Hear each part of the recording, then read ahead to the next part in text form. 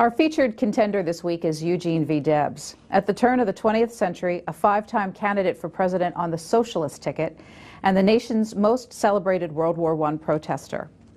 This December 1921 footage captures Debs on his return to his hometown of Terre Haute, Indiana, following his release from prison by President Warren Harding after a federal conviction stemming from those war protests. And tonight, we are in Terre Haute in the Debs Home and Museum. Let me introduce you to one of our two guests who will be with us throughout our program tonight. Ernest Freberg, who is a Debs biographer. His book is called Democracy's Prisoner, Eugene V. Debs, The Great War and the Right to Dissent. Well, it's been 85 years since Debs died. Why do we care about him? Debs was one of the most important labor leaders at a crucial time in conflict between labor and capital. But more importantly, he was the central figure in the socialist movement at a time when it was a viable, growing, an important part of the American political culture. So is he interesting as a snapshot in time, or does he have a lasting legacy, do you think? Well, I think like many third-party candidates, he and his fellow socialists managed to move the conversation in very important directions that have affected the development of American democracy ever since. So in that regard, he is of his time, but he's also had a long impact on us as well. We will have time to delve into some of the elections more deeply later on, but of the 5 bids he made for the White House, are any particularly significant? Well, 2 for very different reasons. The 1912 bid represents the high watermark of socialism, where he got about 6% of the vote. The more, or quite different election is 1920, where he was imprisoned in the Atlanta Penitentiary and got 1 million votes also while running in prison. And we will learn more about both of those and his other bids for the White House as our 90-minute program, The Contenders, our look at people who made an attempt at the White House and failed, but had an effect on political and American history. We're live tonight from the Debs House and Museum here in Terre Haute, Indiana. It's on the campus of Indiana State University. And Eugene V. Debs lived in this house with his wife, Kate, and she lived here for years after he died. We'll show you more of the house as we continue here. The top floor of this house is an interesting mural. And the mural throughout the entire top floor depicts the years of Debs's public life. And throughout our program, we will be showing you aspects of that artwork to help illustrate Eugene V. Debs's story. Right now, let me introduce you to our second guest in the program. She is joining us from the second floor in what was Debs's bedroom. Now it is a museum room with a lot of artifacts in it. Lisa Phillips is a history professor at Indiana State University and a specialist in labor history. Lisa Phillips, thanks so much for being with us. Your thoughts on Debs's significance to the American story? Oh, like Ernest said, I think that his significance has to do definitely with his activity in labor unions, the American Railway Union, and in the Socialist Party as well. And he has had a lasting effect on many of the laws that were passed during the Progressive era were as a result of his activism, some of which we still enjoy. And he certainly can tell us a lot about his time period through his running for president and through all of his labor union activities as well. Lisa Phillips will be showing us some of the artifacts from time to time in the house here. She's also part of the Debs Foundation. Tell me about the work of the Debs Foundation and why you're involved in it. The Debs Foundation seeks to keep the Debs legacy alive, and what it hopes to do is to promote not only the museum but the policies that Debs promoted, which is social justice and equality and the rights of workers generally. So it continues to try to live through the spirit of his mission. As we turn to your expertise in understanding this house and what you showcase here, can you tell me a little bit about how this house is financed and functions, who pays for it and whose care it's under? It's paid for by the Debs Foundation, and it's cared for by Dr. Charles King and by Karen Brown, both of whom are here in Terre Haute and who run tours of the museum on a daily basis. Well, to our viewers, in about 10 minutes or so, as we always do with these Contenders programs, we're going to open up our phone lines and involve you in the discussion. Very interested to hear your questions or comments about Eugene V. Debs and the turn of the 20th century and that period in American history that he represents. Let me ask you a little bit about what made him a success at what he did. Well, many people remember him most of all as a dynamic speaker. This is an era of wonderful stump speakers who could fill 2 and 3 hours with a speech. Debs, many said, was really the best in that genre, and in fact so good that he could afford to charge a modest admission for his audience, and that's how they funded the socialist campaigns in many cases. And he was just a very charismatic and had the ability. I think he began as a sort of staid Victorian speaker, but as he became more comfortable over the years, he developed a sort of more modern, impromptu style that really made a tremendous impact on his audience. And over your shoulders is Debs's library, and my understanding is that Debs dropped out of school at age 14. And I'm curious about his extensive library and how he educated himself. Well, he was very much self-taught. He worked very hard at that. He began as working in the railroad union and was very interested in the literature there. He worked for a while as a grocery clerk in town. Always wanted to get more education, but really had to rely on doing it on his own. Lisa Phillips, how did Terre Haute shape Eugene Debs? In many ways, mostly through his upbringing here when he was a younger man and a boy and a young man. And he always hearkened back to the Terre Haute of his youth, and he thought and invoked it all the time in terms of the harmonious relationships that he said developed in old Terre Haute between not everybody, he said, could aspire to do something good in their lives, whether you be a business owner or whether you're a worker, but everybody had the chance, he always said, in old Terre Haute, to do something and to aspire to improve their lives, and that's what he held in the most regard, I think, in terms of his upbringing. Well, when you walk around the house, you see that he was interested in politics from what looked like an early age. He made bid for clerk in this town and also made a successful bid for the Indiana legislature on the Democratic ticket. Yes. His early roots then were in two-party system. Can you talk about that?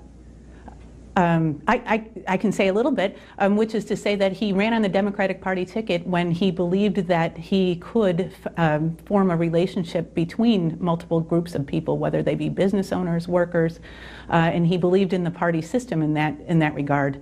It wasn't until later, in the 1880s, 1890s, that he felt like the party system, through the Democrats and Republicans, weren't working for the best interests of all the people combined. So. When he sought the White House, what was his intention?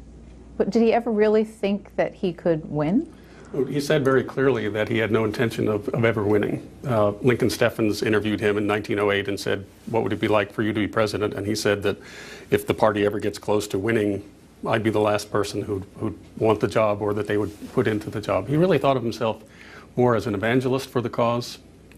I mean, he believed very much in democracy, but I think he was more interested in using the campaigns in order to generate interest among workers, to develop class consciousness, to sort of deliver his message very powerfully every 4 years. Give us a snapshot of the America that he was dissatisfied with. Well, it was an enormous concentration of capital. That was the big struggle at the time. You know, many people were worried about the labor problem. Many workers felt, in the face of this rapid industrialization, that their skills were less valuable, that their wages were being pitted in a national and international market where they're getting declining wages and a more difficult work environment. And there was an enormous sense that labor was deeply unhappy. And for Debs turned it around and said the problem is not labor, the problem is capital. That the real problem here is not that workers are unhappy and going on strike. The root problem is that these enormous concentrations of capital are undermining American democracy. Socialism was, of course, on the rise in Europe. How was what the socialists and Debs were trying to do here different from what was happening there? Well, it was similar at first. I mean, they considered themselves to be internationalists, that essentially socialism needed to be a worldwide movement, and that they expected that it would be. They felt that there were distinctive challenges in America in order to convince workers to do that there was a stronger sense of a working class in Europe on which to draw for socialists organizing there. So one of the struggles for Debs throughout his career was to trying to convince workers that they ought to think of themselves not as Democrats or Republicans, not on the basis of their religious affiliation, but to think of themselves as members of a working class. And how successful were he and his fellow thinkers in convincing the public? I mean, at the height of its popularity, Yeah. how much ground did they make? It depends on how you measure that. I think, if you measure it by Debs' success, as I said, his high water mark was 1912. He got 6% of the vote, about 1 million votes. Never any electoral college votes, though, right? No. And but there was a much broader, the socialists were much more successful at the local level. There were quite a number of socialist mayors, city officials of various kinds. There was a very vibrant international socialist society for college students started by Jack London. So a lot of college campus ferment about socialism. There was an enormously lively press. Some of our best journalism from that time period comes out of the socialist press, journals like The Masses out of Greenwich Village. So socialism was much bigger than counting the votes, I think. And today in Congress, United States Senator Bernie Sanders of Vermont is a socialist, and we talked to him about Debs's legacy. Let's listen to a bit of what he had to say. A lot of the ideas that he advocated, talked about when people get old, there should be a social insurance for them. There should be retirement benefits for them. Well, that's what we call Social Security today. And amazingly enough, in the year 2011, there are those same people who hated Debs when he was alive who now want to destroy Social Security. And he believed that health care was a right of all people. That battle continues today.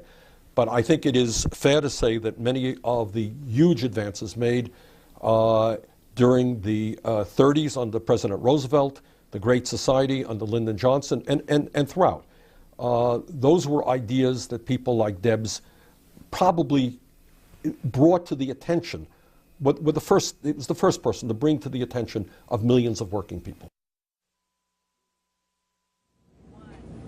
And Lisa Phillips, let me ask you to add your perspectives to the America that he saw and was dissatisfied with, and ultimately whether or not he saw himself as anti-American or wanting to change America. No, I don't think he saw himself as anti-American at all. In fact, I think he thought that he was advocating through his Socialist Party and labor union activity a kind of America that he hearkened back to again in the old days of Terre Haute, of one that was more community-centered and one that was less driven by big business. He wasn't, in his early days, he wasn't even anti-capitalist at all and worked with the railroad companies. But it wasn't until the advent of corporate capitalism or big business that he really felt as if there had to be a movement against the for-profit motive that continued to bring everyday workers' wages down. Well, let me ask you, you have something to add to that? Well, I think I agree with Lisa. I think one of the things that made Debs so powerful was his ability to cast socialism as an American movement. His argument was that this is a revolutionary country in the first place, that fought a revolution for democracy. And in his lifetime, he experienced the Civil War as a revolution. And so some of his greatest idols were the abolitionists. His argument was that the country had fought a battle to overthrow chattel slavery, and the next step is to overthrow wage slavery, as he called it. A question for you. Who were his workers? Did he include women in his view of it? Did he include people other than whites? Did he include immigrants? What was his definition, Lisa? Well, he as one of the first industrial union leaders, he was mounting a movement on behalf of the working class, which he believed everyone who was a worker, who earned wages, which were 2/3 of Americans by 1890, was a part of, whether they be an immigrant, whether they be black, whether they be women. So he certainly saw them as all members of a working class that needed to be uplifted in some way, shape, or form. There's controversy still to this day among historians about whether he did enough on behalf of women and African Americans, and he had some trouble seeing immigrants, especially Chinese immigrants and Italian immigrants who came over temporarily and worked for very low wages and then brought them back to their home countries as part of the same American working class that was trying to fight for higher wages. So he had some trouble over the course of his career.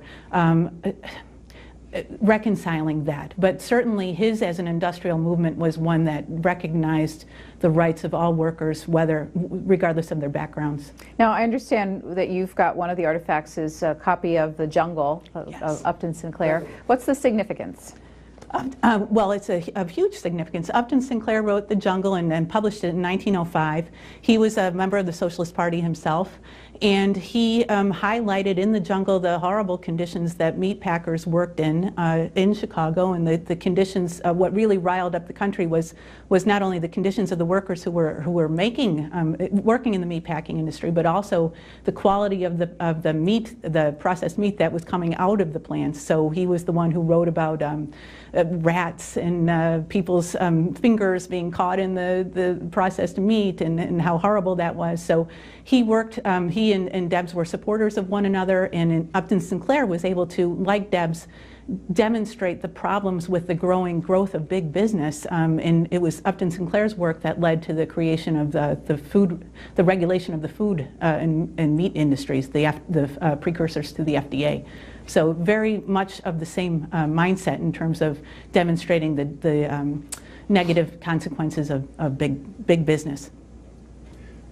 The book actually ends with a scene where Jurgis wanders into a socialist meeting and hears a character who's clearly supposed to be Eugene Debs making a socialist speech. For Upton Sinclair, that was supposed to be, not food and drug regulations necessarily, although he supported those, but socialism was the bigger answer.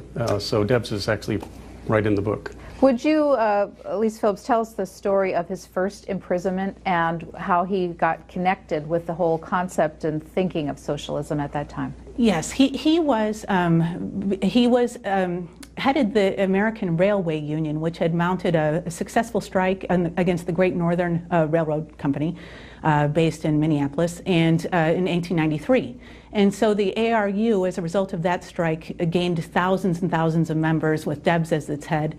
And not many of those members were part of the Pullman Palace Car Company in 1894.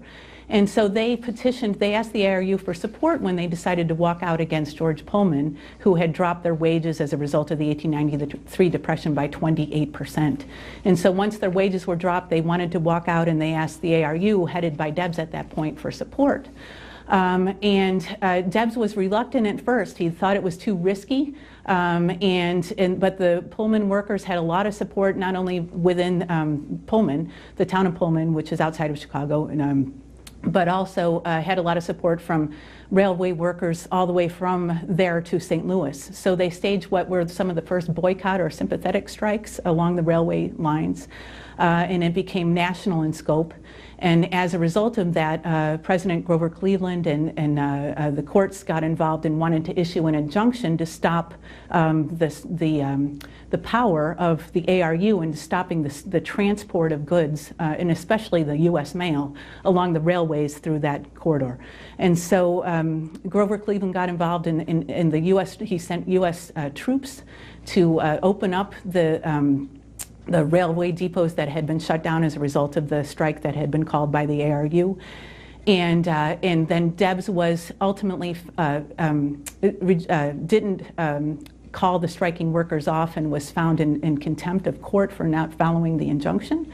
And so he served 3 months in prison as a result of being convicted of being in contempt of court.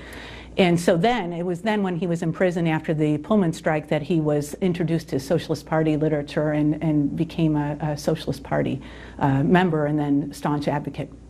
I read a description that he left prison, Ernie Freeberg, a changed man that first time. Do you know more about that? Well, I think he did come to the realization. He felt that when the federal troops came in and smashed the strike, when he ended up in prison for defending the rights of workers, that it made it as clear as it could be that the two parties were both working against labor, and that there needed to be an alternative. He didn't go right away to socialism.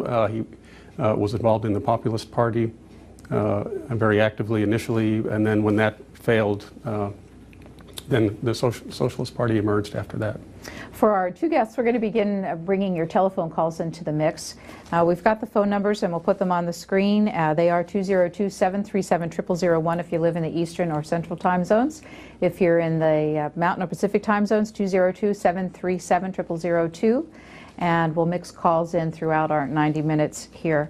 And as we take our first call, we want to give you a sense of where the House is in Terre Haute and on the campus of Indiana State University. So we're going to show you that via a great Google map as we listen to our first caller from Bath, North Carolina. This is Steve. Hi, Steve. You're on the air.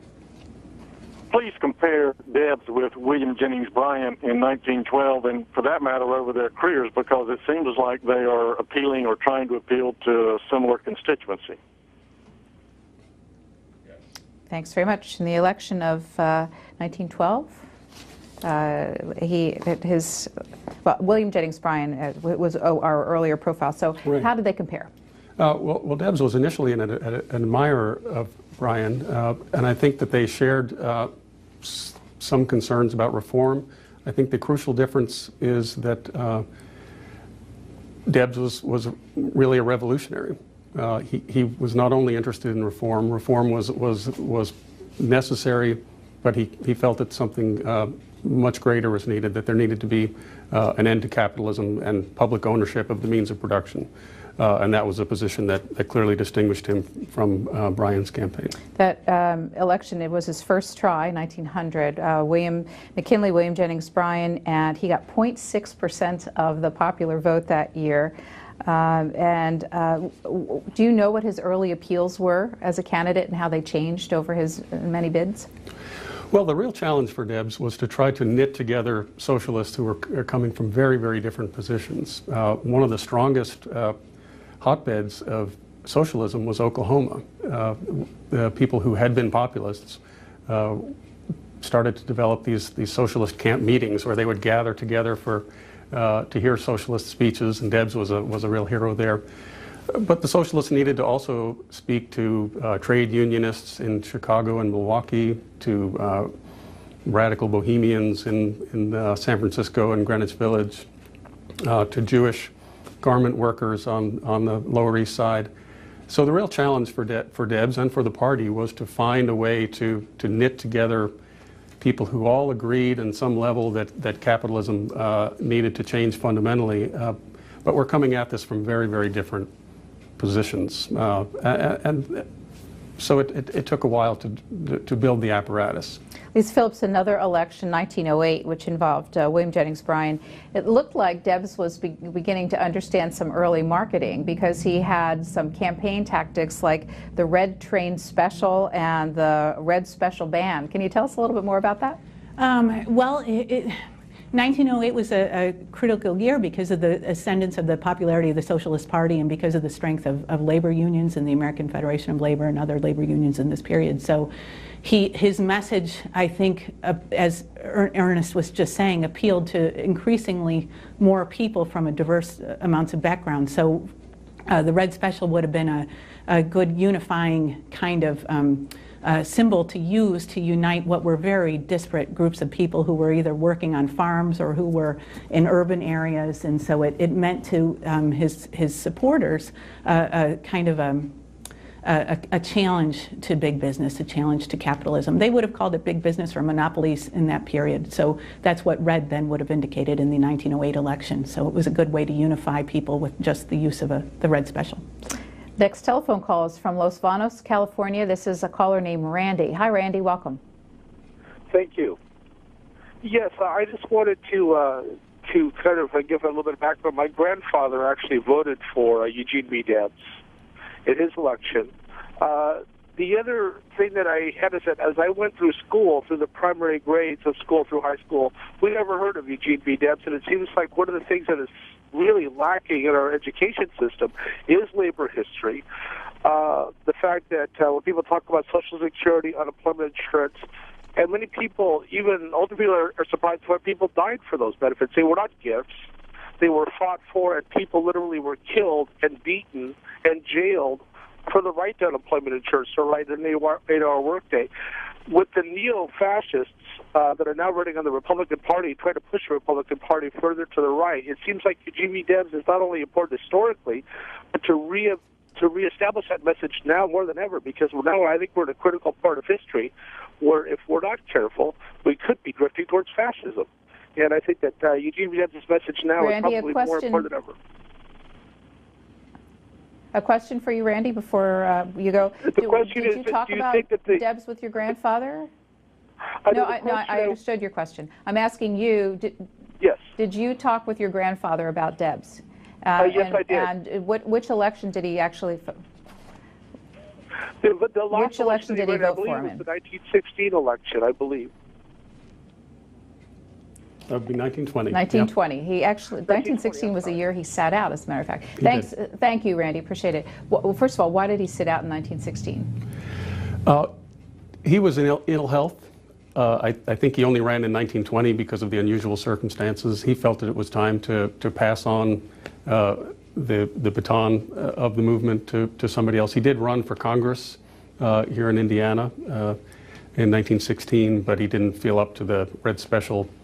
When he was on that Red Special train, he was giving 15 speeches a day, and he would come back exhausted to Terre Haute and collapse, I guess, in one of the bedrooms upstairs and spend weeks trying to recover. So 1916, he decided to sit out.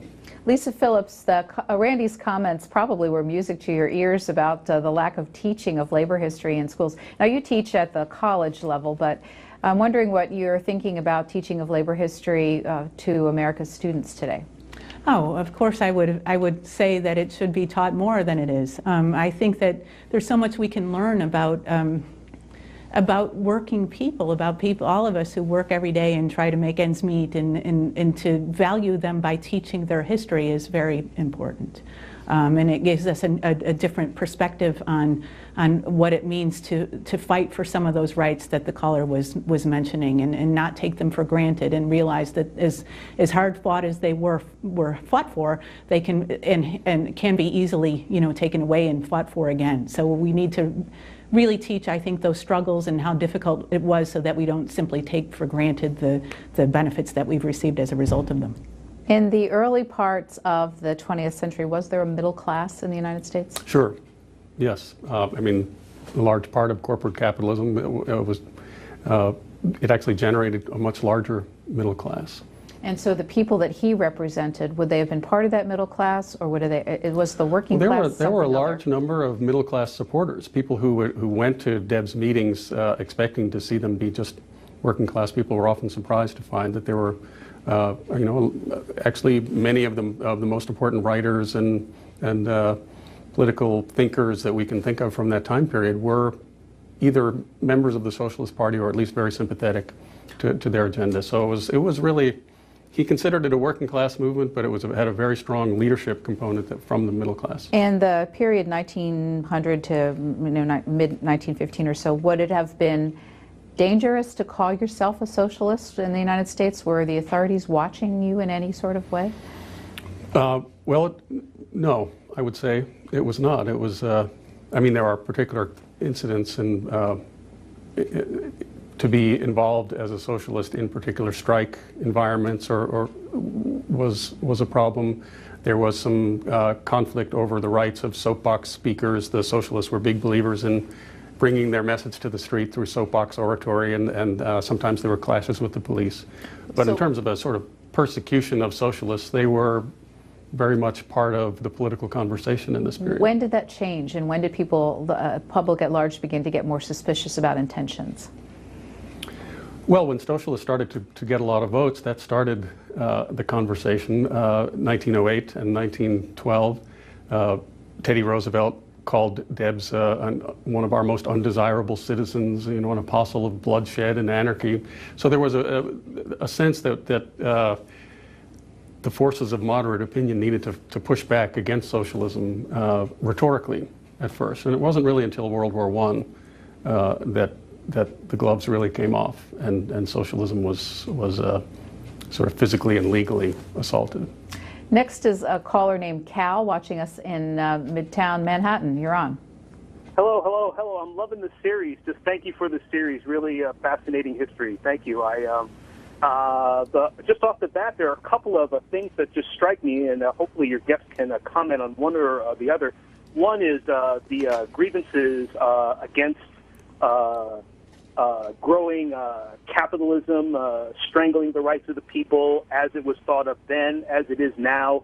You know, as you know, like we have this protest in Lower Manhattan, Occupy Wall Street, that seems to have, as part of its platform, some of the same grievances, as I understand them, and also the idea of the organization, the mechanics of the organization of the movement.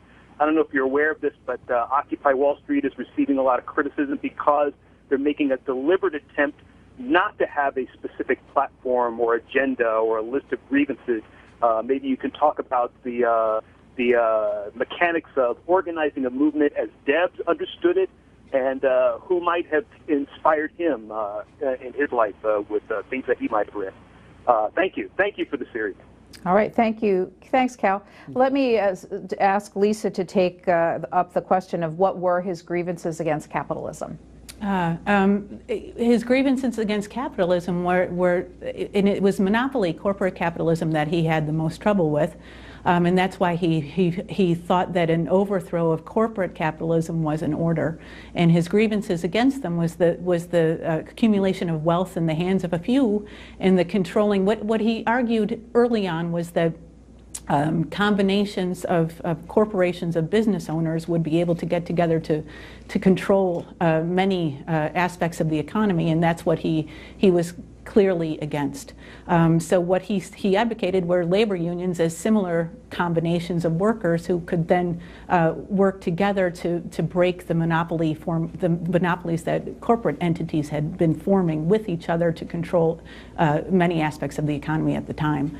So in that way, people argue that our time period is very similar to Debs's time period in terms of the growing gap between the wealthy and the less than wealthy.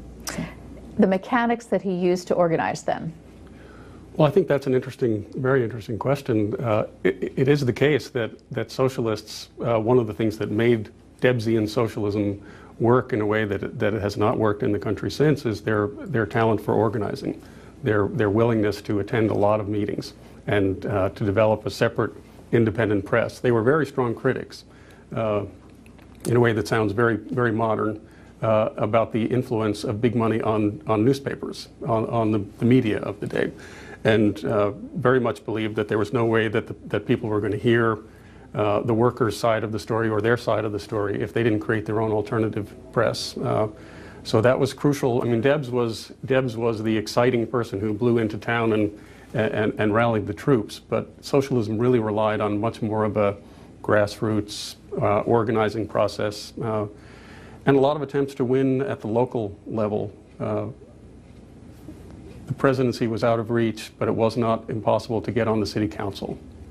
But we also have to think about the time period. This is even before radio began. And so politics for Americans in those days meant what in their lives? I mean, was it an activity to fill the evenings in ways that we don't really appreciate today?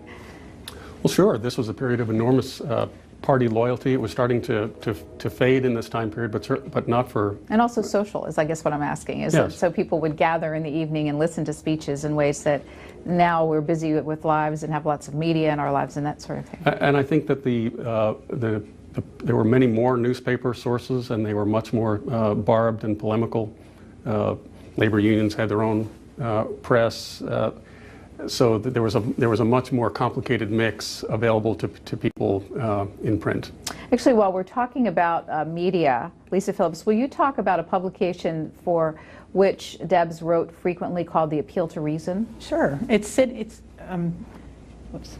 My earpiece came out for just a second, but it's sitting right here next to me. And this is The Appeal to Reason right here.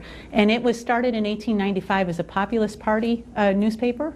And it became the journal or the newspaper of the Socialist Party in 1901. And so it is one of those publications, many newspapers of which would have existed and did exist in that time period, where people would read and find out as much information as they could. So it was Upton Sinclair, whose book we just showed earlier, was first serialized in The Appeal to Reason. So the first time it was published was here in The Appeal to Reason. Other people wrote in it. Debs wrote in it. Jack London wrote in it. So many authors of the period would have written first in The Appeal to Reason, which was after 1901, the Socialist Party's newspaper. I'd like to very briefly read to you from a statement that Debs made after the 1912 election. He sent it by telegraph to be published in The Appeal to Reason. Results of the 1912 election, a statement. Here's just briefly. He wrote, "From return at hand, it is now certain that the Socialist Party has doubled its national vote. Now that the battle is ours, we must lose no time in preparing for the next. We're the only ones who came out with colors flying."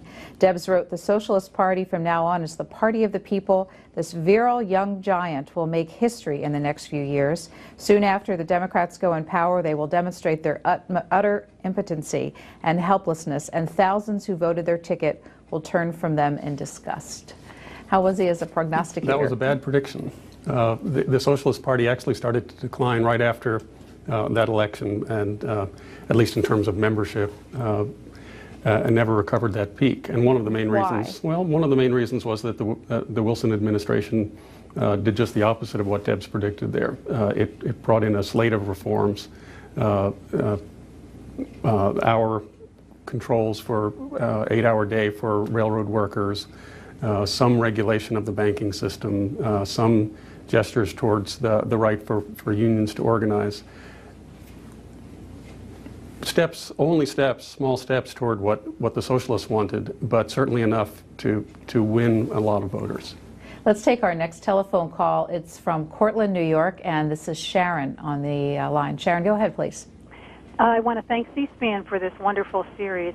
I'm enjoying it so much. I'm wondering if your guests might comment on his early life, his formative years, and what his parents did for a living. Thank you very much. Thank you. Would you like to take that, Ernie Freeberg? You know, I'm not exactly sure I can remember what Deb's father did for a living. They lived in Terre Haute. I know that he was a great idealist, and Debs himself his middle name is after Victor Hugo, and the sort of idealism of the French novelist was a big part of Debs' upbringing. I think it was family French extraction. Lisa Phillips. Yeah, I was just remembering that Debs' father was a port kind of a processor of pork in Terre Haute in a manufacturing plant, and was ill. He couldn't do that work, so there's reminiscences of his being depressed as a worker, and his wife was they had 2 small children, and she was pregnant with Eugene Debs, and so they opened a small grocery in the front of their house, and he went on to become a successful small grocer in Terre Haute. So his dad was a grocer. And so one of Debs's first jobs was as an accountant for the home and grocery line, and he had experience with the family business, and so that what enabled him to do that work.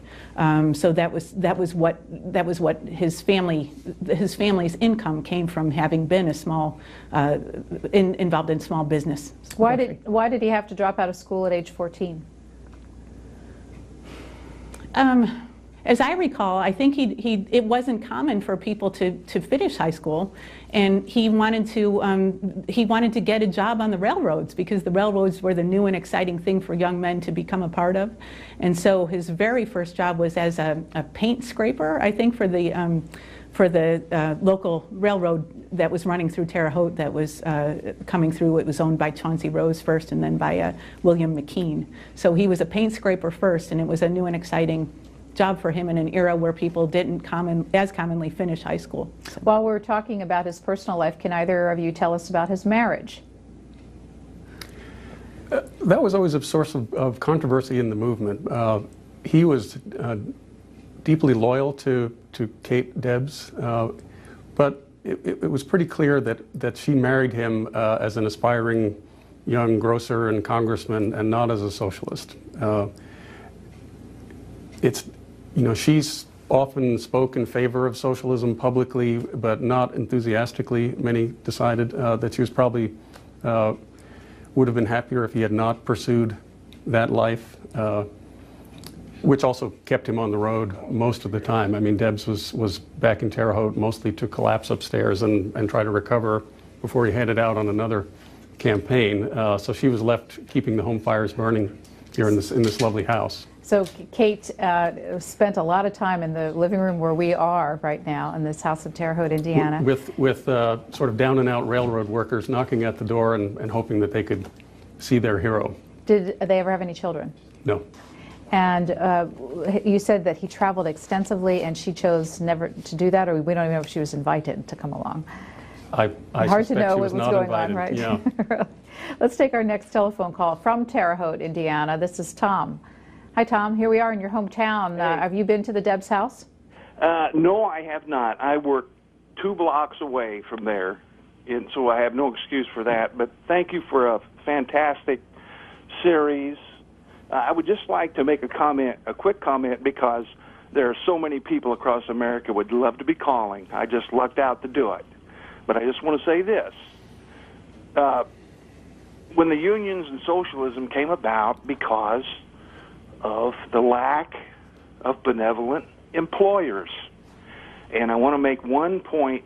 I lived in Colorado, and I worked with Westinghouse, and I called on the mines of Colorado. And I used to drive through southern Colorado on Interstate 25, and I would pass a town called Ludlow. And I would ask Ms. Phillips if she knows anything about the Ludlow massacre, and I'm not sure when it happened. I'm sure Debs was alive at the time. But I would just hang up now and please ponder what I've said. You moguls of America, who we need jobs, and we need them now. So please, could you tell us a little bit about the Ludlow massacre in Colorado? Thank you. Well, the Ludlow massacre and several other massacres or riots of that time period were often blamed on the striking workers or the protesting workers at the time, whether they be miners or whether they be protesting for their rights. What happened in Ludlow, which happened in Haymarket, which happened in other riotous incidents, were that there would be federal troops or other authorities brought in to quell the protesting workers, and many of them would be killed. So I can't remember how many people died in the Ludlow massacre, but in Haymarket and in other riots, in the Homestead strike, several people would be killed, and then the unions or the striking workers would be blamed for having caused a riot and for protesting. And so that caused a lot of negative. That was part of the reason why a precursor to the ARU, the Knights of Labor, went by the wayside, because they were blamed for in part for the Haymarket riot, which caused the deaths of several people.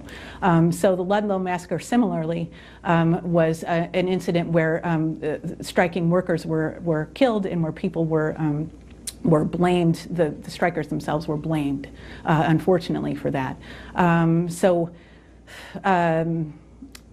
I think, to get to the caller's original point, what Debs actually wanted was a return to the benevolent employer. He had been friends with people in Terre Haute, like William McKean, who owned part of the railroad that came through Terre Haute, who he supported when they had the best interests of Terre Haute in mind. It was when they brought in what McKean called, and others of the period called, heavy capitalists, and when they started trying to make relationships with people out east, that Debs started to break his ties with smaller business owners in places like Terre Haute, and started criticizing them for their need for profit. So it wasn't small business that he originally was against. It was the for-profit motive that drove those small businessmen to become business moguls, and then create conditions that caused the Ludlow massacre and the Haymarket riot among workers who had they didn't think any other choice but to strike. Were there socialists all across the United States, or was it a regional phenomenon, Lisa? Oh no, it was all across the United States. Here in the Midwest and also out west, especially with the Western Federation of Miners, they were big supporters of the Socialist Party. Big Bill Haywood was a founding member of it. So there were mostly out west, Oklahoma, as Ernest said, the Midwest and in the East in places like New York were the strongholds of the Socialist Party. But the remarkable thing about the Socialists was they drew support from rural Americans and farms who were being affected negatively by capitalism, from urban areas like Chicago and New York, from Western coal miners. So they drew support from lots of people who were similarly negatively affected by the rise of this corporate kind of capitalism. You had a thought you wanted to add? Well, I think rather than moving toward more benevolent employers, Debs, I don't think, believed that that was possible at this point. I think rather than ending monopoly capitalism and going back to small-scale capitalism, socialists were interested in, they were basically arguing that business will get bigger and bigger. The important thing is for it to be run by the people rather than by individuals for private gain. So this is a much more radical proposition as a way to solve this problem. I mean, there were plenty of people, including capitalists, who are seriously engaged with trying to figure out how to soften the hard edges of the Industrial Revolution that was going on. Andrew Carnegie, most notably with his Gospel of Wealth, suggested that there needed to be more benevolent moguls. Debs said that's not the problem. Essentially, we need to continue to build monopolies and then take them for the people. We are profiling Eugene V. Debs at his home in Terre Haute, Indiana, in our series The Contender, which looks at 14 men who tried for the presidency and lost, but changed American history. We have 90 minutes tonight to learn more about his period of time. His 5 runs for the presidency were from 1900 through 1920. And for our 2 guests here in Terre Haute, our next telephone call is from Annandale, Virginia, outside Washington. This is John. Hi, John. Hi, Susan. Wonderful program, and thanks for C-SPAN. I was intrigued by your guest's comment that Teddy Roosevelt said that Eugene Debs was the most dangerous man in America or something to that effect, when Teddy Roosevelt himself is known as a trust buster and breaking up Standard Oil and the like. So it would seem that they would have at least some things in common. I wonder if your guest could comment on that. Ernie Freebert. Sure. Very good question. Roosevelt said we need to take what he called the sane part of the Debsian program and adopt it. That Debs, with his interest in taking over private industry and trying to run it through the people democratically, that this was a crazy idea that would undermine one of the pillars of American democracy in private property and free enterprise. On the other hand, he was well aware of the growing concern among workers as well as the middle class about the problems of big business. So he basically, Roosevelt argued that it was important to take the good ideas, the things that we now have inherited from the socialist movement in many ways, that we've been talking about, and to adopt those. So these became an important part of his Progressive Party platform, and were also part of the reform agenda for the Wilson administration. He said, Debs wants to tear down in the spirit of hate by stirring up class envy, workers against their masters, in a sense. But what he wanted to do was to socialize the country in a different way, without socialism. Elise Phillips, you have more to add on that question? I think, too, if I'm not, I might be remembering this wrong, but I don't think Teddy Roosevelt supported nationwide strikes of the type that happened under the ARU with Pullman. So that seemed very dangerous to presidents who were in charge of making sure that the country ran smoothly. So anytime you saw a case where there was a strike fomented by a national labor union that disrupted the distribution of goods, and something as crucial as the mail in that time period, then that too would have put Teddy Roosevelt and Eugene Debs on opposite sides of the divide there around how strong you should be in terms of being able to stop business from functioning. Another topic altogether to understand socialist thinking in the United States in the early 20th century. What about the intersection between socialist thinking and religion? A very large number of socialists were religious, especially in the South, in Oklahoma, Texas. There was a strong party there, and a very strong movement of what was called the social gospel or social Christianity. Many of those people were supporters of Debs. Even though Debs himself was a believer only in the most tenuous sense, he considered churches to be the enemy, sort of the part of the apparatus to oppress workers, particularly the Catholic Church. He was very critical, claimed never to go into a church. But many Christians felt that he, in his sort of humanitarian compassion for workers, really exemplified. Just a tremendous number of people over the course of his career said that, well, I don't know what he believes, but he's the most Christ-like person that I know, that his compassion for the underdog is the essence of Christianity. So there was this is an important distinction, I think, between the Debsian socialist movement and, say, the communist movement that comes after that, is that it was very much capable, not everybody in that socialist movement was a believer by any means, but it was something where that was an important part of the mix. If you signed your name to a card that said, "I'm a member of the Socialist Party in this time period," what did that mean the core of your beliefs were? That the most important struggle was a struggle between the working class and the owning class, and that this was inevitably going to result in a victory for the working class. As a necessary next step in the evolution of history, and for American socialists, I think, a necessary next step to realize or to protect the principles of the American Revolution, the dignity of individuals, but embodied in their ability to participate equally in their economy. So very much thought of themselves as patriots. We touched on that theme before. Yes, harkening back to, he spoke of Lincoln and also of some of the founding fathers in his writing. So he really saw himself as an extension of the early roots of American history. Defining American, the important movers and shakers in American history as being radicals. That history is driven forward by people. He would point back to Jesus, to Socrates, to Thomas Jefferson, to John Brown, Wendell Phillips. That history moves forward by people who, start out with an idea that seems deeply unpopular, but in retrospect is the necessary next step for moral evolution. We have a Hoosier for our next call from Bloomington. This is Chris on the line. Hello, Chris. Welcome to the conversation.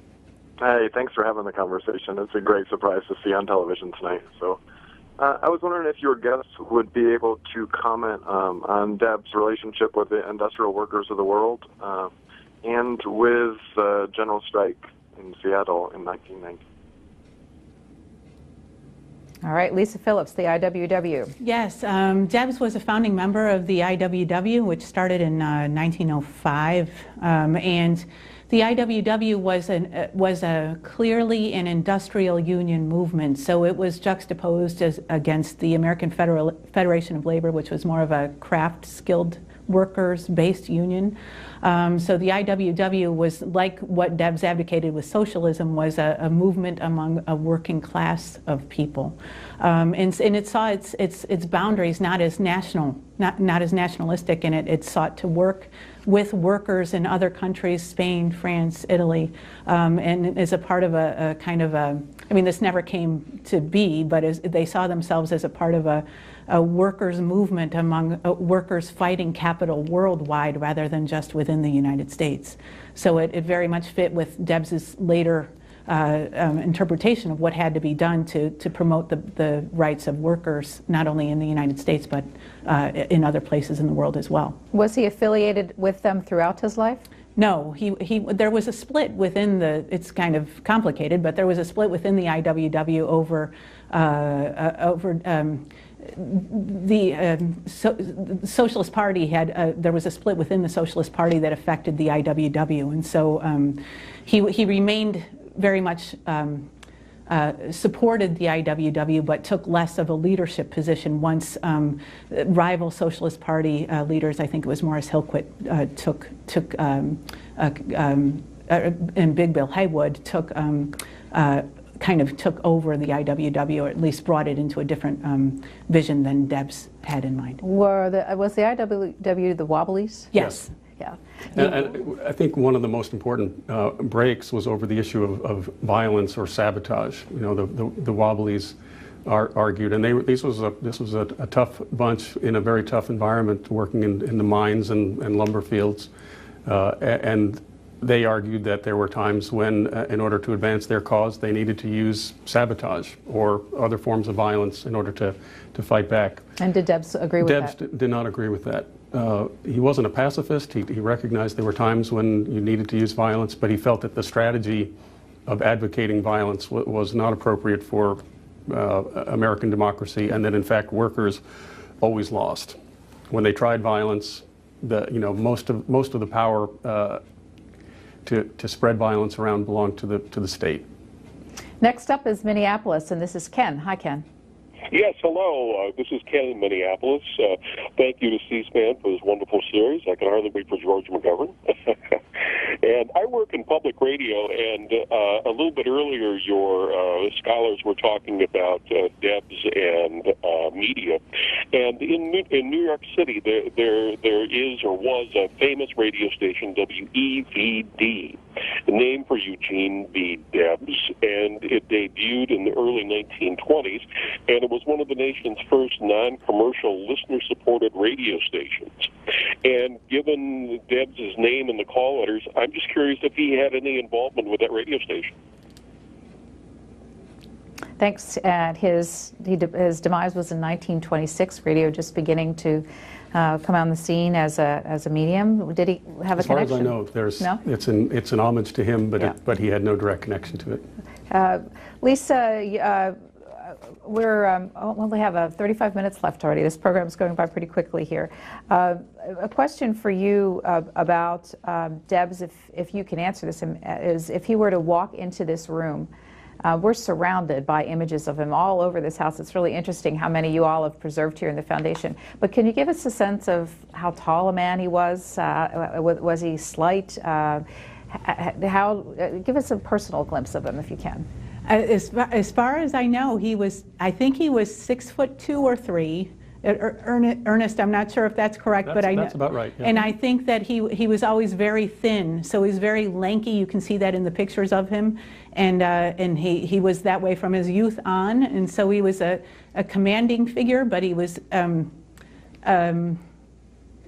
not burly, I guess I would say. So you told me, Ernie Freeberger, that he was also an advocate of some of the contemporary eating fads of the days, of more early holistic health. Can you tell us a little bit more about that? Yeah, he was. He was often ill, and it was hard to pin down just what the problem was. I think some biographers have suggested it was a sort of nervous exhaustion from these hard campaigns, the stress that he was under. And he would often retreat to try to recover, and he would find his way to these sanitariums where he would experiment with walnuts and a ketchup diet and sleeping with his head oriented toward the north and these sorts of things, and often would write letters back to his dear brother suggesting that these things were working out just great for him. So now, switching gears here in our time, as the nation began to march toward World War I, what happened to the labor movement as all this international political turmoil in this country was making these big decisions about its role in that? Sure. Well, when the war first broke out in Europe, most Americans, workers and otherwise, were really very determined to keep out of the war. And there were isolationists, especially in the Midwest and in the South, who said, there was God gave us the Atlantic Ocean for a very good reason, and that's to not get involved in the European war. The many large immigrant groups in the country were deeply divided about the conflict overseas, but didn't want to participate helping the other side.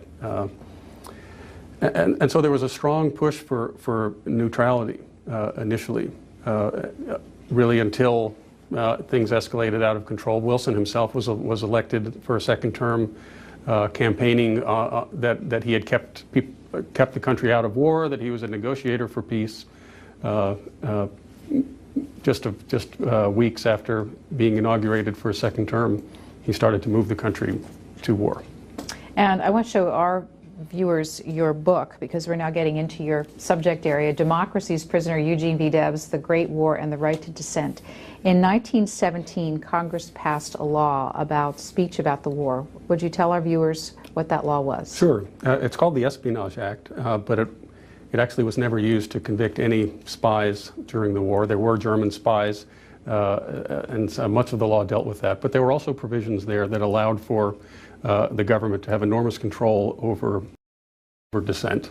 The postmaster was given the power to ban any publication that was publishing anything that the postmaster considered to be not supportive of the war, not sufficiently patriotic.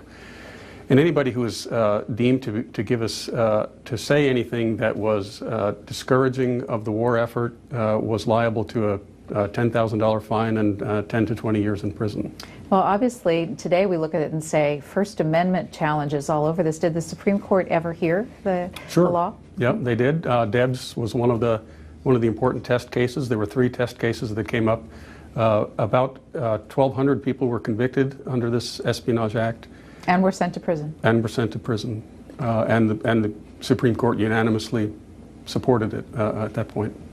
Now, Debs began to be anti-war at what point? Well, he was as I said earlier, he wasn't a pacifist. He said there are some wars. There is a class struggle in which it might make sense at some point to take up arms. And he felt that the Civil War was an appropriate use of arms. But he considered the war in Europe to be, the socialist argument was that this is a clash between competing empires over colonies, and that the only people who were going to benefit, I mean, the old phrase, a rich man's war and a poor man's fight, that there was lots of money to be made in the war, but the working people were the ones who were going to suffer. And that was the socialist position. When the war broke out, when Wilson and Congress moved to war, the socialists gathered a few days later in St. Louis and passed a proclamation vowing that they were going to fight the war rhetorically in every possible way they could and fight the draft actively. A number of socialists broke from the party at that point. Upton Sinclair, we've been talking about, he felt as if that was the wrong move. Others worried that the party would be destroyed by this, that it would be labeled un-American. But Debs and quite a number of the party decided that it was a stand they needed to take. I'm going to take a call from Reed in Nashville, Tennessee, and then ask you about what the popular view in America was about the draft at that time. Sure. Reed, your question, please. How do you do? Thank you again, of course, for your discussion tonight. It's very wonderful. But I do want to take... Thanks for watching. Yes. That unfortunately... really, socialism, Debs, and the ideal of, the key word meaning central planning. And that would mean that there is a group who involve themselves in the central planning of our economy or our society. And that leads itself to a small group who define how citizens should behave. And I want to say that socialism, although wonderful in its ideals, and communism in its ideals, and all that, it does not truly exist. And I believe that James Madison described it correctly, that unfortunately, for good or bad, we are in competition with one another. And that is what satisfies. So that leads to individual freedom. Central planning leads to a small group, which today reflects today, as we want someone who central plans our society as to who benefits and who doesn't benefit. It just leads to someone in a small group calling who wins and who loses. And thank you. Thank you again.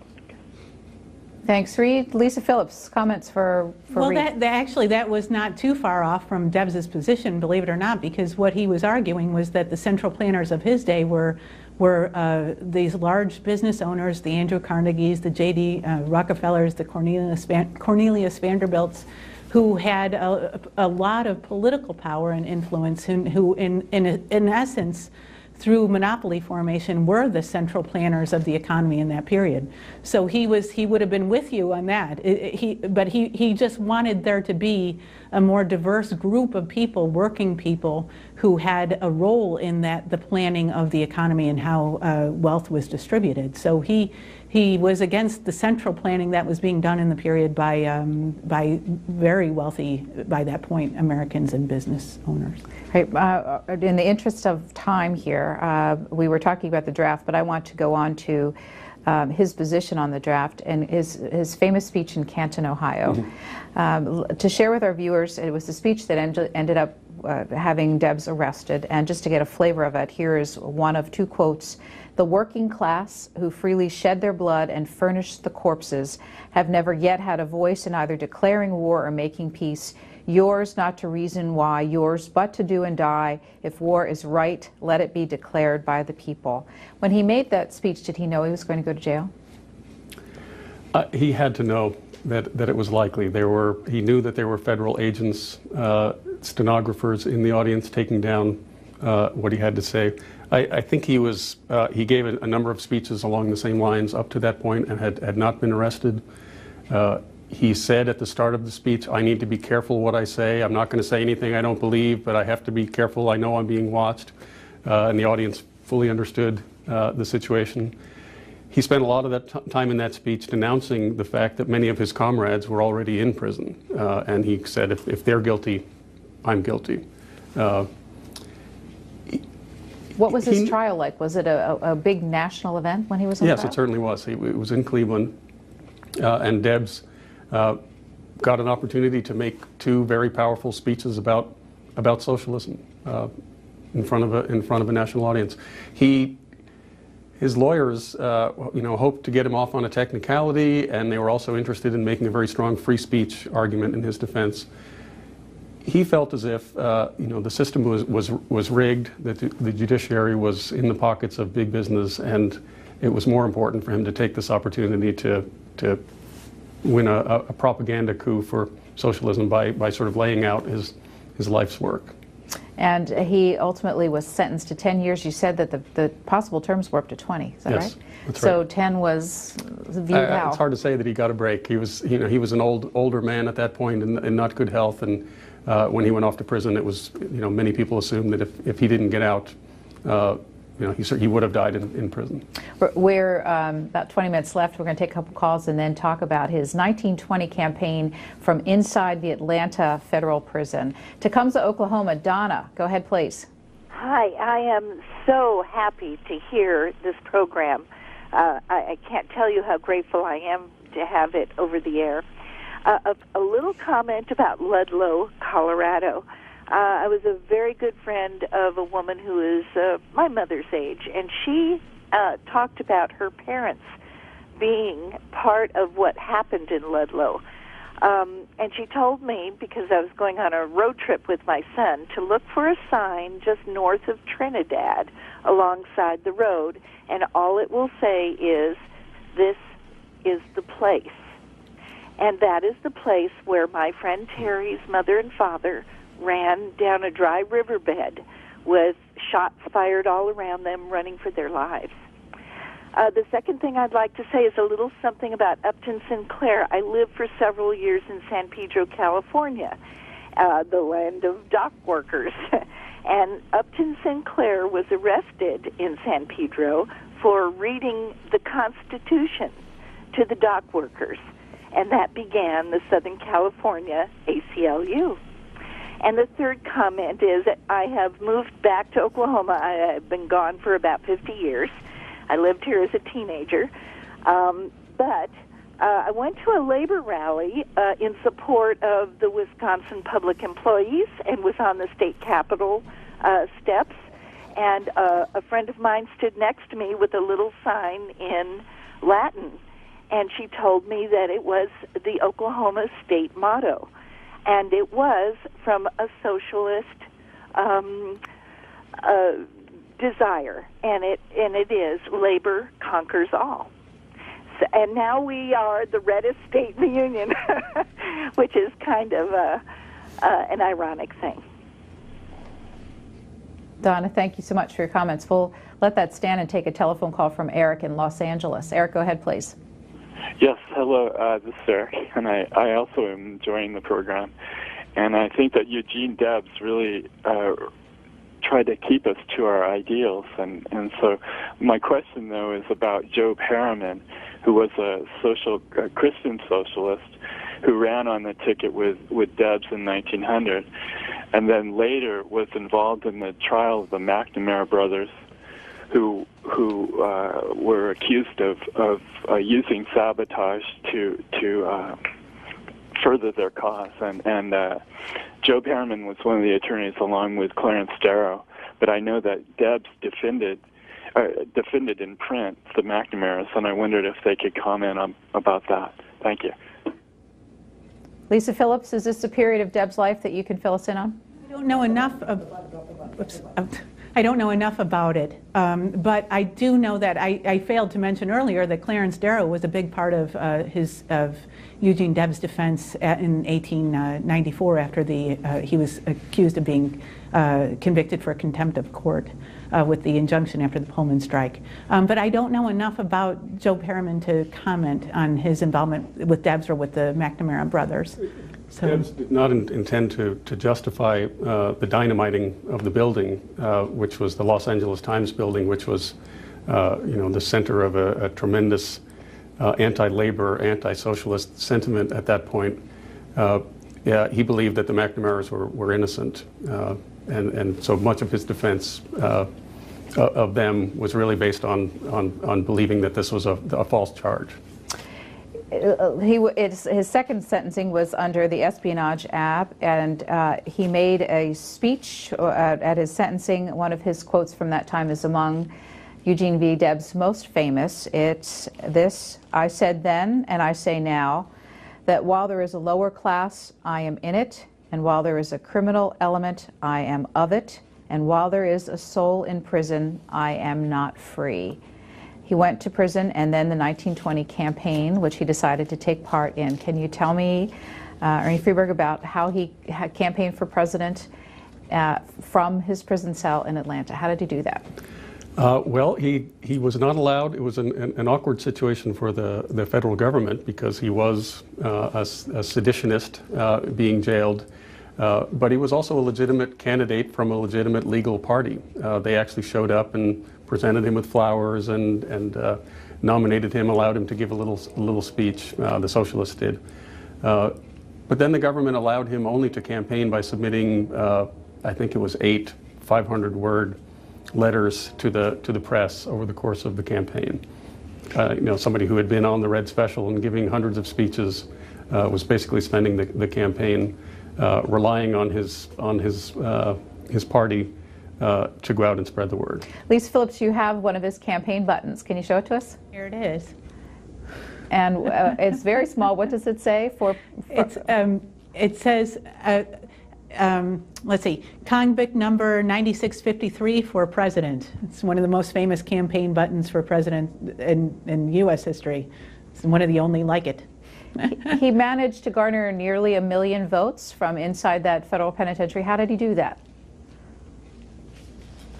That's a question for you, Lisa. Oh, I'm sorry.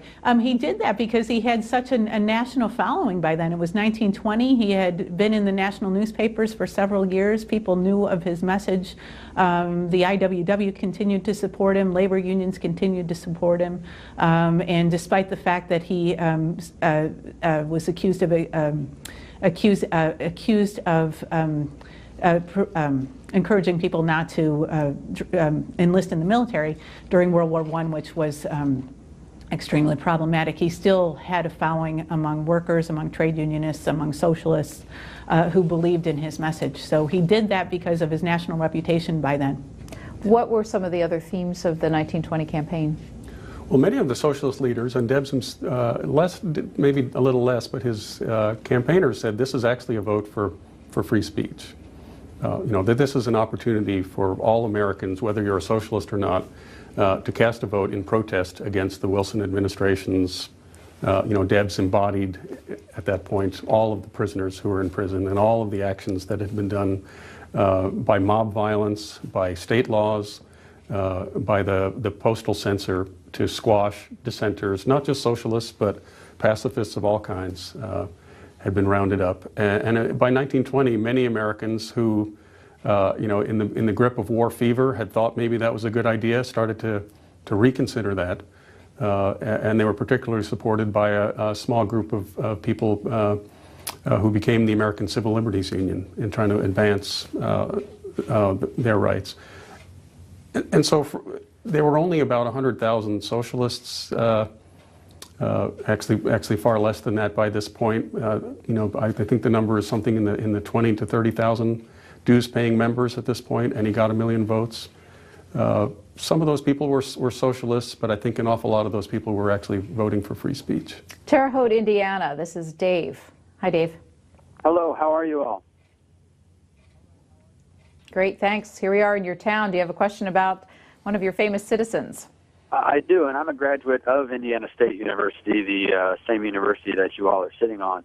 What was Eugene B. Debs' impact on the university at the time, if any?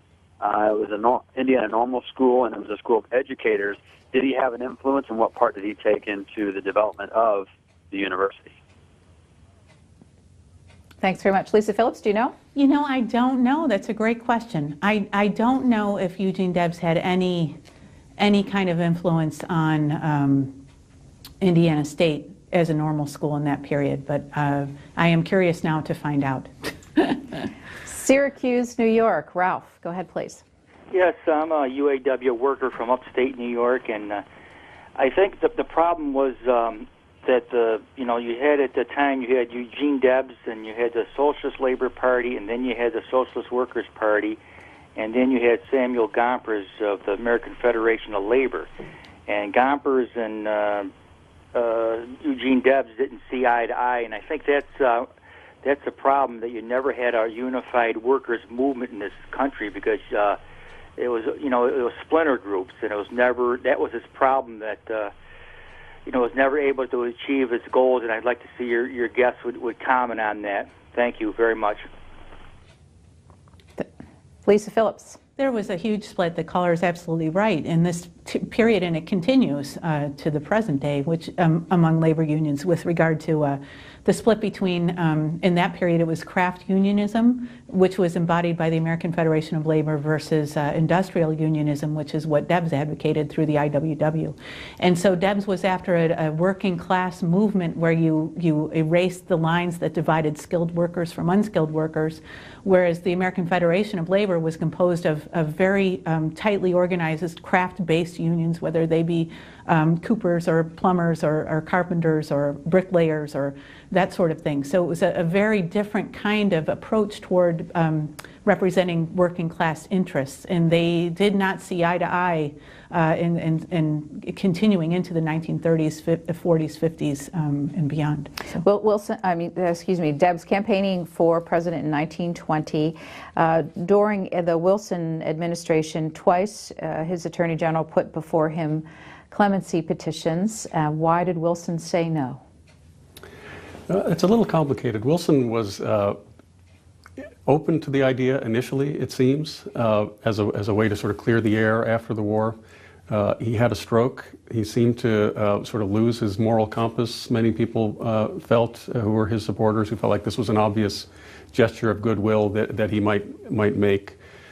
He heard from a lot of soldiers and their families that Debs was a traitor. I mean, it was certainly not just the government that considered Debs to be, and these others to have crossed a line. Debs was the embodiment of that dissent. In fact, was there an active campaign with lots of money by the American Legion and veterans groups like that to keep Debs in jail? Sure. I mean, that was one of their primary missions when they first organized after World War I. They said this was their priority number one, keep Debs in prison. The Ku Klux Klan was emerging at this point, and they also considered Debs and the other radicals to that it was important that they stay in prison. So there was a lot of pressure on the president, and not a lot of political gain, I think, in his judgment, to release. So then how did he secure an early release? Well, Wilson left office, and then the whole process of putting pressure on the president began again with Warren Harding. People were in the amnesty movement were a lot less optimistic about convincing Harding, because Harding was a conservative, pro-business Republican who seemed to have less motivation. You know, there were plenty of socialists who supported Wilson. It seemed like Wilson would be the one to let the socialists out of prison. But Harding, you know, he campaigned on this idea of returning the country to a pre-war normalcy, to sort of stop these tensions. And the protest movement, the amnesty movement to try to get Debs out of prison was not just the election, but it was a huge movement. There were petitions being gathered on the streets of Terre Haute and all across the country, massive petition drives. They would have to bring the petitions in on the back of a pickup truck to deliver to the White House. Many people from across Europe and the United States, George Bernard Shaw and H.G. Wells and H.L. Mencken and Helen Keller. I mean, many people are involved in this movement to try to get the prisoners out. And I think for Harding, he had no interest in inheriting this mess from Wilson. So in the name of normalcy, he waited a little while and then he let Debs out of prison. And not only let him out, but invited him to the White House. That's right. And Debs went? Debs went, yeah. And what do we know about that meeting? Neither one of them said anything about it. Harding said something like, I'm so damn glad to meet you. It was a Christmas morning, Christmas afternoon meeting, I guess, and Debs came out and said, Harding seems like a very nice man. I believe he said, that the president asked me to tone down my rhetoric, but I have no intention of doing that. And then he got back on the train and headed to Terre Haute. You're looking at some extremely rare footage, and I don't know that it's been seen before on TV, of Debs coming out of the White House and speaking to the media after his meeting with the president there. He lived until 1926. We have just about 10 minutes left, and let's get a couple calls and then we'll talk more about his legacy. Ann Arbor, Michigan. James, you're on the air. Go ahead, please. Hi. Is it okay if I ask two questions? Go ahead, James. Hi. I have two questions. All right, I'm going to move on. Hello? James, yes, we can hear you. Ask your question, please. All right, let's move on, please. I'm sorry, because our time is short. Next up is a call from Graham in Charleston, South Carolina. Go ahead. Hey, good evening. My question, I just want to know what you think, if any, Debs movement could exist in modern-day America with the development of global capitalism, and then what you think Debs would think about the Tea Party movement that's going on currently. Thank you. Thanks very much. It's always a tough thing for historians, isn't it, to project what a historical character might think of today. But you want to take a stab at it? It needs to be done with real caution. Well, first thing I would say is that global capitalism is not something new. That was very much an issue with the flow of immigrants and the flow of capital and the worldwide nature of capitalism in Debs' own day. So sometimes it seems we overstate the distinctive global nature of the economy that we live in now. As far as the Tea Party goes, Lisa? Well, he certainly wouldn't have been in agreement with the Tea Party's support of big business. That's the simplest way I can put it. And I don't know. His message still resonates, I think, with us today, and we're still facing some of the same problems that he was fighting against as a result of workers' wages being driven down by the policies of now global multinational corporations, and not just in the U.S. but worldwide. So he certainly would have a lot to say about the same types of things that have escalated from his period to today. And I'm sure he would still be against the negative impact of multinational corporations now globally. So, you have a final artifact for us to look at, his cell block keys. Yes. Look at the size of those. I know, they're huge. And why don't I use the reminder of his prison term to have you help us kind of finish out our program here with our last 6 or 7 minutes left. How is he viewed by the labor movement today? How do they look back on his time and his contributions? Well, sir, I just attended a banquet last week put on by the Debs Foundation where many labor union, trade unionists were and Danny Glover was in attendance, and everyone remembers Debs for being a spokesperson for the working class. And he continues to carry that legacy for workers in this country and beyond. So it certainly resonates here in Terre Haute and among trade unionists across the country, I would argue. Sure. As we think about his final years, I was showing you before we started here, the Time magazine, Monday, November 1st, 1926, his obituary with the headline, Radicals, Eugene V. Debs.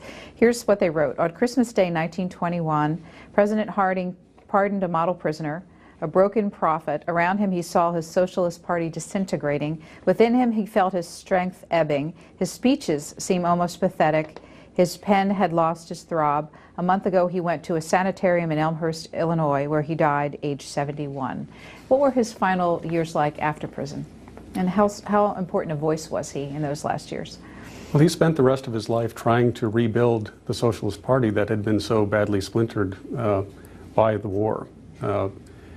Without success, and that was both a self-inflicted wound because the Socialist Party itself had a bitter split over communism, and it was a very difficult thing for him. The communists were trying to convince him to join them. To be, he was the country's most famous, most high-profile and beloved radical, and the communists wanted very much to have him on board. And Debs had been very enthusiastic about the Bolshevik Revolution, but he refused ultimately to sign on with the communists, objecting to the idea of a dictatorship of the proletariat and objecting to some of the methods of the Bolsheviks. So he was left with a half a party. Much of the young energy had gone into the Communist Party at this point. Meanwhile, the party had been smashed by legal attacks and as well as mob attacks during the war. So he tried to rebuild the party for those years without a whole lot of success. He is buried here in Terre Haute, Indiana at Highland Lawn Cemetery. We have some video of his gravesite, and we're going to look at that as we listen to Manny from New York City. Yes, hi. My question is, what were Eugene Debs' view on the Russian Revolution and on Marx and Lenin in particular? And did he visit Russia at this time? And can you separate socialism from Marxism during this time period? Thank you very much. Thanks so much. Huge topics and not much time. Right. Well, he did not visit Russia. There was an attempt to get him to go to Russia. The Bolsheviks considered Debs to be an American hero. And he was, as I said, an admirer of the Bolshevik Revolution, but ultimately felt like the things the Bolsheviks did in Russia were not appropriate for American socialism. That Americans, in spite of all he had experienced, being sent to prison twice for his actions, he still believed in American democracy and still believed that the way forward for American workers was to organize in unions and to support the Socialist Party. We have another Terre Haute call. It's great to have people locally participating. This is Todd. Go ahead, Todd. Hi, I'm calling from Terre Haute, and I'd like to thank you for this program. For Lisa, who I understand is a member of the Eugene V. Debs Foundation, I'd like her to address Debs' continuing legacy of peace, equality, and social justice, and let people know how they might pursue their interest in Debs if they want to know something more about him.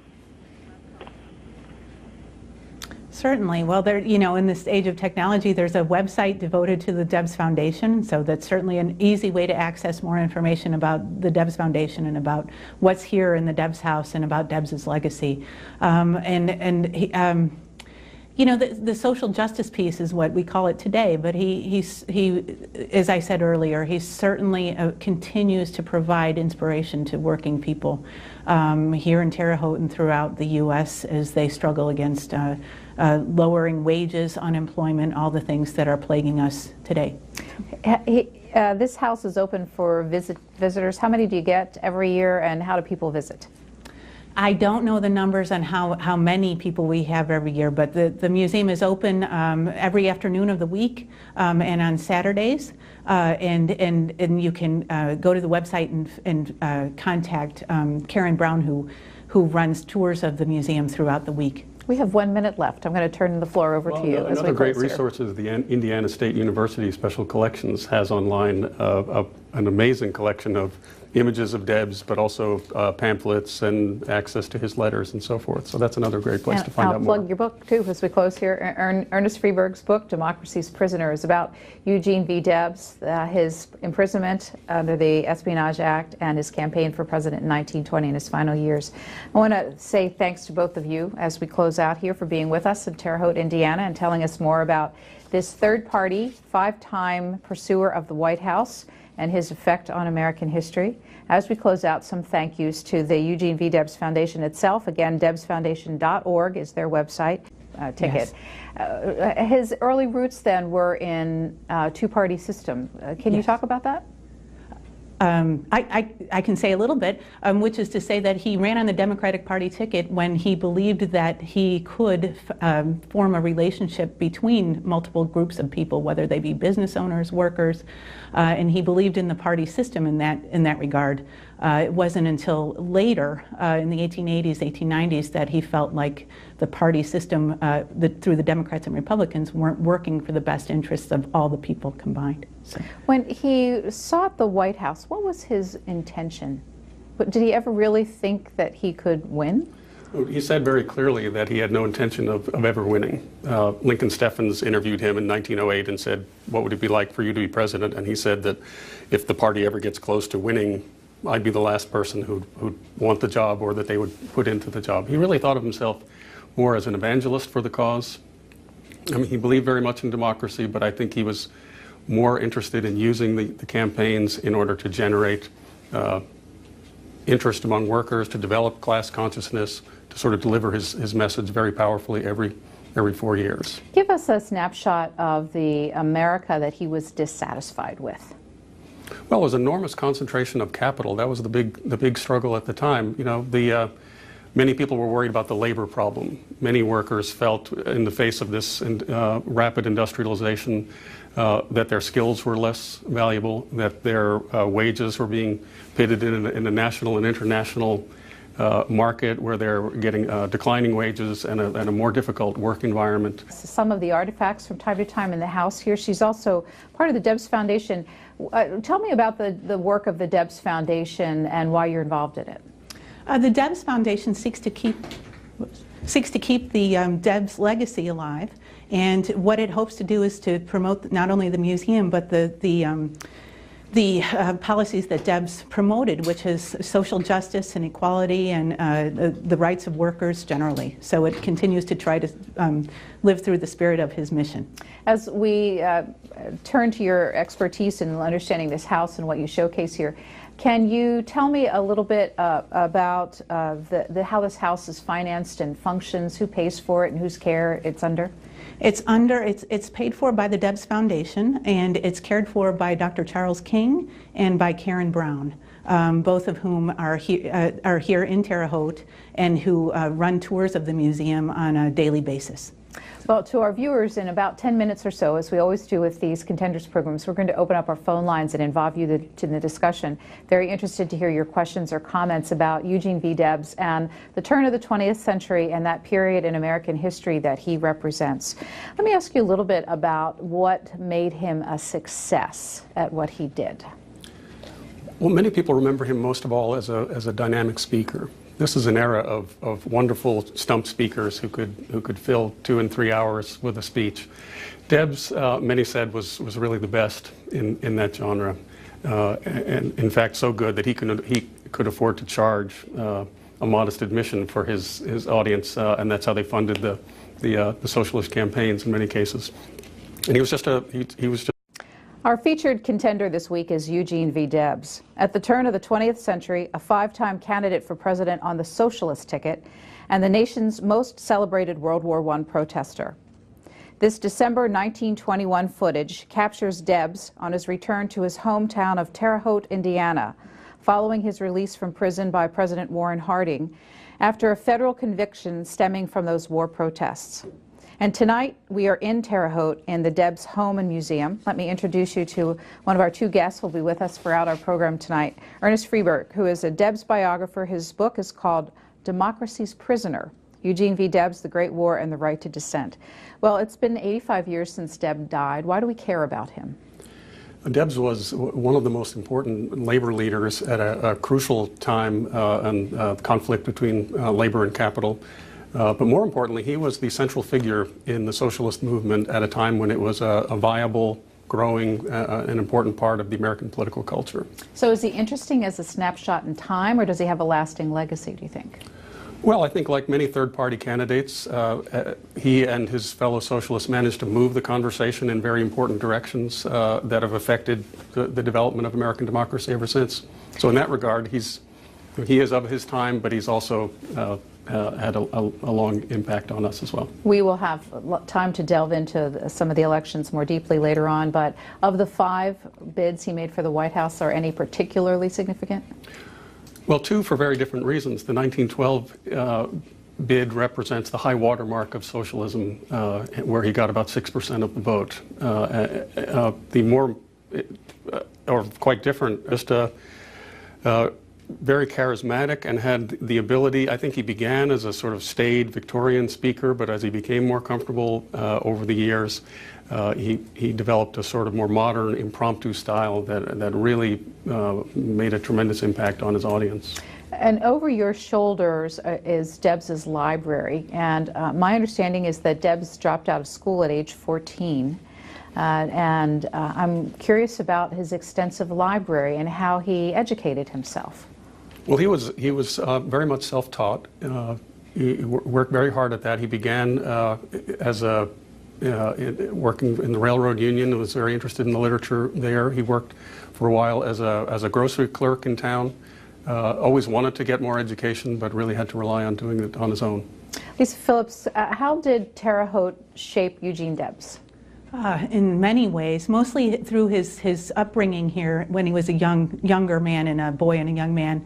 And he always hearkened back to the Terre Haute of his youth, and he thought and invoked it all the time in terms of the harmonious relationships that he said developed in old Terre Haute between not everybody, he said, could aspire to do something good in their lives, whether you be a business owner or whether you're a worker, but everybody had the chance, he always said, in old Terre Haute, to do something and to aspire to improve their lives, and that's what he held in the most regard, I think, in terms of his upbringing. Well, when you walk around the house, you see that he was interested in politics from what looked like an early age. He made bid for clerk in this town and also made a successful bid for the Indiana legislature on the Democratic.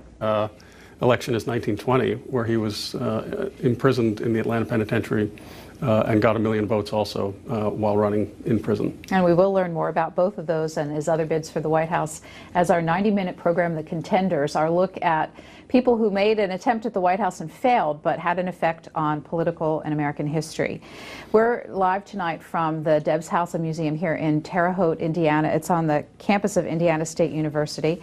And Eugene V. Debs lived in this house with his wife, Kate, and she lived here for years after he died.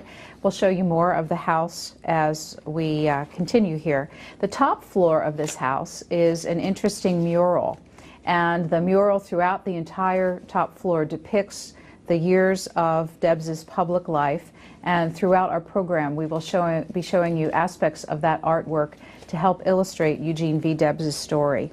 Right now, let me introduce you to our second guest in the program. She is joining us from the second floor in what was Debs's bedroom. Now it is a museum room with a lot of artifacts in it. Lisa Phillips is a history professor at Indiana State University and a specialist in labor history. Lisa Phillips, thanks so much for being with us. Your thoughts on Debs's significance to the American story? Oh, like Ernest said, I think that his significance has to do definitely with his activity in labor unions, the American Railway Union, and in the Socialist Party as well. And he has had a lasting effect on many of the laws that were passed during the Progressive era were as a result of his activism, some of which we still enjoy. And he certainly can tell us a lot about his time period through his running for president and through all of his labor union activities as well. Lisa Phillips will be showing us